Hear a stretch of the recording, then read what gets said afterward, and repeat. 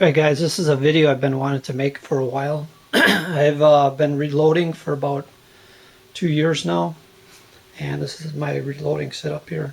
I got this bench off of Craigslist for $40. It's all solid steel. It's I think these angles are like 3/16 or 1/4 inch thick, and the top is probably 1/8 inch steel. Craigslist, good deals. So you want a really sturdy surface to mount your press on, so it's not going to flex when you're resizing your brass. And first I'm going to go over the basic equipment you're going to need to reload if you're just starting to get into reloading. I chose the Lee Classic turret because it auto indexes, and I was looking at a couple different types of presses: your single stage press, the turret presses, or your progressive presses, which are the most expensive. And for a beginner, I would recommend either a single stage or a turret press like this. I think the turret is the best. It's sort of in between a single and a progressive. Before you get into reloading, I recommend you get some books on reloading and do some reading. This is a pretty good book I recommend. Modern Reloading by Richard Lee. They're real heavy on the Lee stuff in here, obviously, because Lee wrote it. And I have a Lyman Reloading book for 9th edition. This will have all your load data for different calibers. And you always want to go with load data out of a up-to-date book like this. You can also go to the manufacturer's website, and some, like Hodgson's, has load data right on the powder container itself. But you can go to their website and they'll have load data for all different calibers specific to the powder you're using. So when I get ready to reload, what I do is I like to get my my load data out with all my specifications for the caliber I'm loading. And this is a load I've used in the past. Works good. It's a fairly light load for 380. If you're loading a hard cast lead bullet like this, these are 94 grain. And I like to get my scale out. Everything I need, I like to put it all on the bench. This is where I'm going to put my finished rounds. I've got my bullets here. What I like to do is put some bullets out on the table. Make it in a handy spot there. Got my brass ready. Always keep whatever powder you're loading, whatever's in your hopper, keep that powder container out there so you know what you got. Got my primers already loaded up in the safety prime tool, and have your calipers handy. A cup of coffee doesn't hurt. Okay, a couple other things you're gonna want to make sure you have is some of these nitrile gloves. They're good to have. You want to minimize your exposure to lead. If you do a lot of shooting, you're going to have some exposure to lead, especially if you're shooting at indoor ranges. So if you're handling a lot of lead bullets, some of that lead is going to get on your skin. Make sure you don't eat when you're loading. Even if you are loading full metal jacket bullets like these, there's going to be some lead on the outside of those jackets. So always make sure you wear some gloves and safety glasses, because if one of these primers goes off, you could get something in your eye. So make sure you wear your safety equipment when you're reloading. The thing I'd recommend getting is a impact bullet puller. It has these little collets in there, and there's different sizes you can put in there for different size calibers, and basically just pound that on the surface, and it pulls the bullet by kinetic energy. Another piece of equipment you might want to get is a tumbler to clean your brass.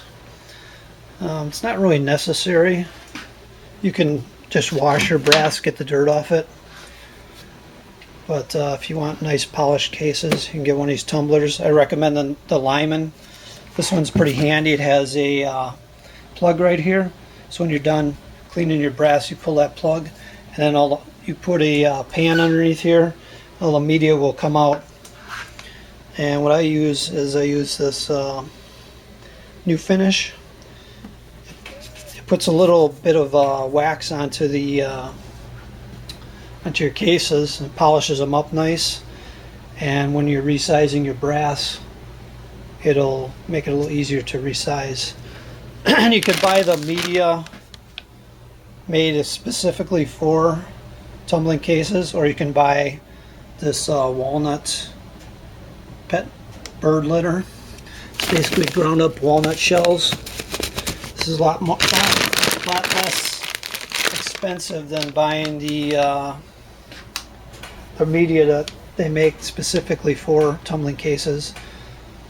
Okay, when you're changing calibers with your Lee Classic turret, basically what you can do is buy these cases to hold your die sets in, and buy a couple extra these. I'm not sure exactly what the name is, but it holds the dies, so you can quickly change between calibers. All you have to do is you get your dies all set up in there, and you can just swap out your die set that simply. And each die set comes with a shell holder for that caliber. That's all you really need to do. And if you're using the Pro Auto Disc powder measure, like I am, you'll need to take that off of your old, whatever you were loading last time. Last time I was loading 9mm, so you have to unscrew your powder measure.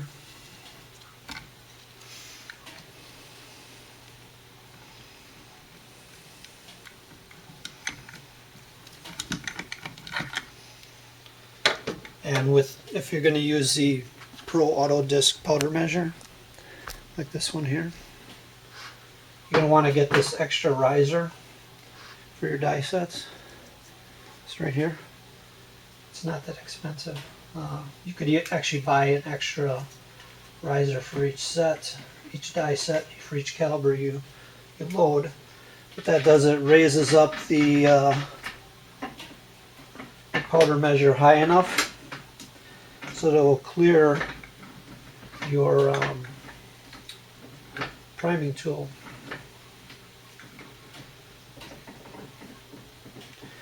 So you'll need to adjust this. You'll see when I get the priming tool on here. So when you're loading, you gotta make sure your powder clears that.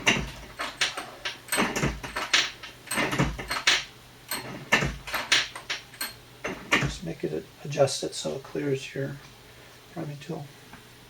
Okay, and it's that simple to change over to a new set. I want to spend a little time talking about the Lee Pro Auto Disc powder measure. This is the powder measure I recommend you get if you're going to get a classic turret press.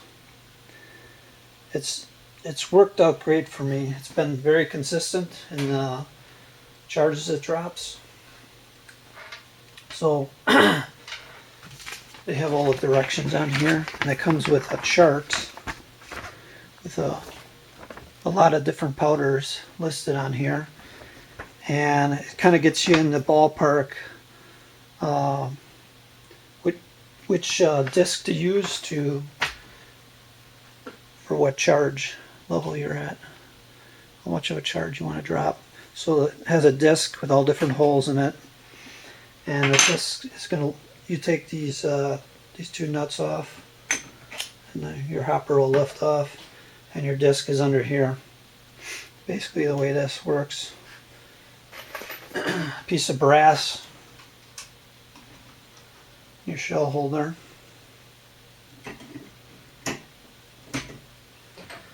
and a piece of brass is going to push up on the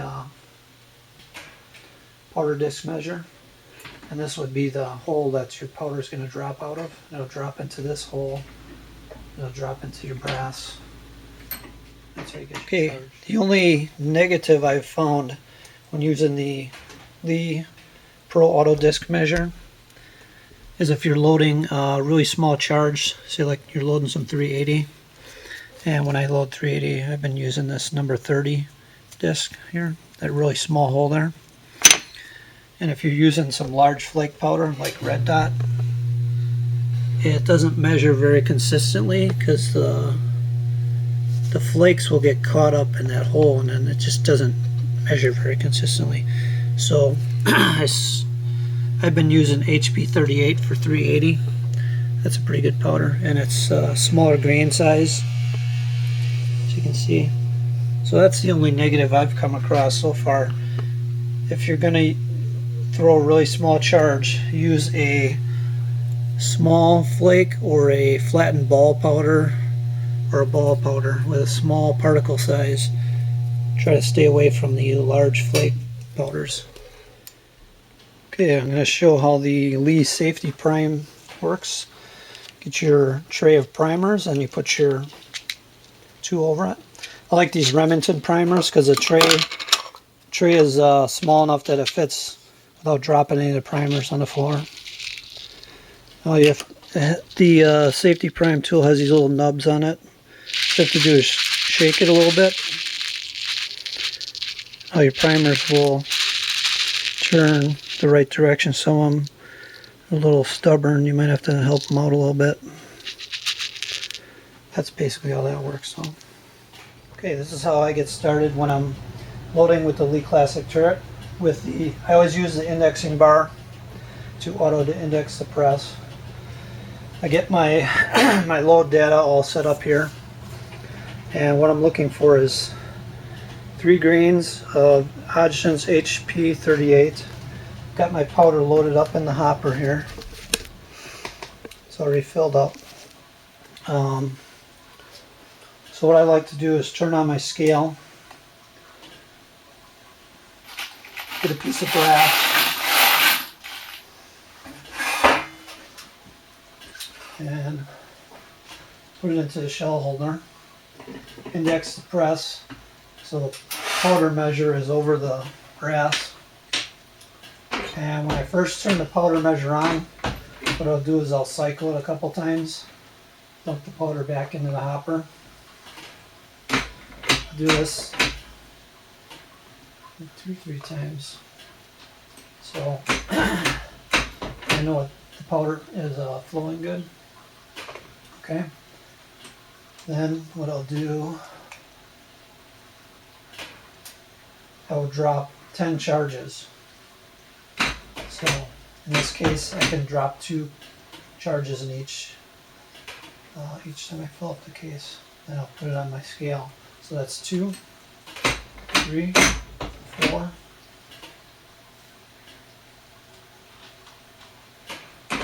5, 6, 7, 8, 9, 10. So I got 10 charges on my scale. And what I like to do is I'll take a look at those 10 charges, and what I'm shooting for on this load is 3 grains, and the scale is reading 29.9 grains. Divide that by 10, we're dropping 2.99 grains. Okay, so I like to do that to make sure my powder is dropping properly. Okay, once I know my powder measure is dropping the right amount of powder out, what I'll do is I'll take my my used brass. It has a used primer in there, and set it up so I got the depriming die set up first here in the first position. And what this die does, it resizes the brass, so it's going to squeeze the brass down. There's a carbide, this is a carbide die, there's a carbide insert in there. So you don't need to lube your cases when you buy the carbide dies. So it'll resize the brass, and there's a pin in the middle of the punch. It's going to knock that old primer out at the same time, and then an old primer is going to drop into a tube in the bottom. So you do that. As you pull down on the handle, it does those two operations. And then while you have the ram all the way to the top, you take your safety auto prime, you push it, release it. Sometimes you have to pull back in a little bit, so it'll drop one primer into that priming tool. And then on a downstroke, it auto indexes to your next stage, which is the powder. And you give it a little push, that seats your primer. As you can see, you got a new primer in there now. So on the next upstroke, it's going to drop the powder. Then it's going to auto index to the next stage, which is the bullet seeder. So right now I have my powder in the case. What I like to do at this stage, I just take a little peek in there before I put the bullet on top. And it looks like the powder's at the right level, what I'm used to seeing. What this die also does, it flares the mouth a little bit. So there's a slight flare on the mouth of the case right now. And that allows you to place your bullet on your brass without it falling off. So then you're going up into your bullet seating die, and if you have just a 3-die set in 380, they didn't have the factory crimp die with this set. So what this does, it'll take that flare out of the case, it sort of crimps it a little bit, and it also seats the bullet. And this is your adjustment on the top of the die for seating your bullet depth. So then what I like to do is I'll take my finished cartridge off and I'll measure the overall length. And that's coming out at 0.968, 0.969. And I'll check my measurement here on my loading data. And when I loaded these last, I was seating the bullets to 0.950. So what you can do, if it's a little long, like this one's a touch long, you can come back to your bullet seating die and turn that knob a little bit. Reseat the bullet. Check your length again.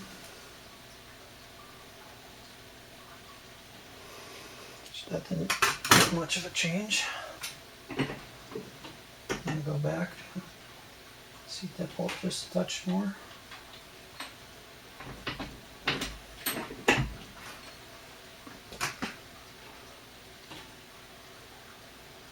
Okay, now I'm at 0.954, which is pretty much close enough. Each bullet you seat may vary slightly by, a couple thousandths of an inch, which is not a big deal. If you're in a range of 950 to 960, it's going to be okay.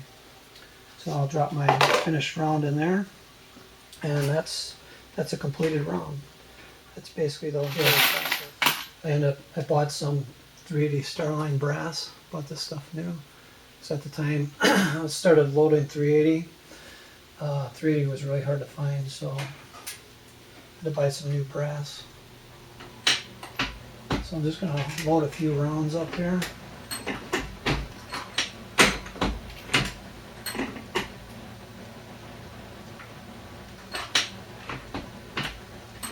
And when I load those, I'd say like the first 10 rounds, I always like to measure them all. Make sure it's seating the bullet to the right depth.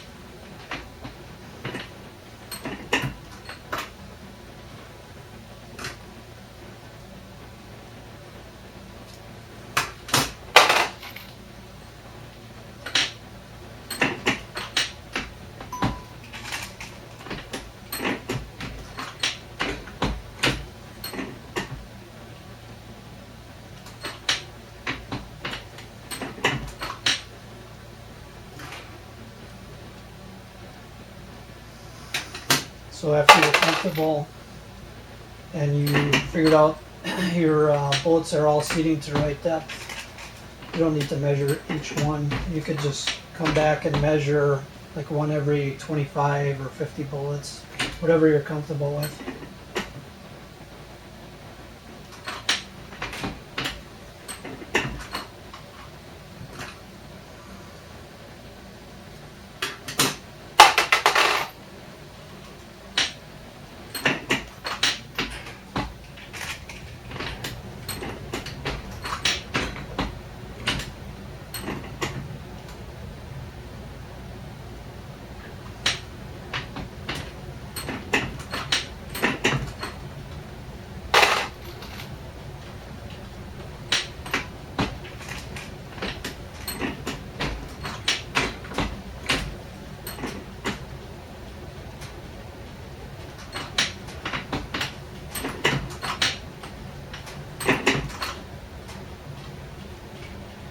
And then when I'm done, what I like to do is I'll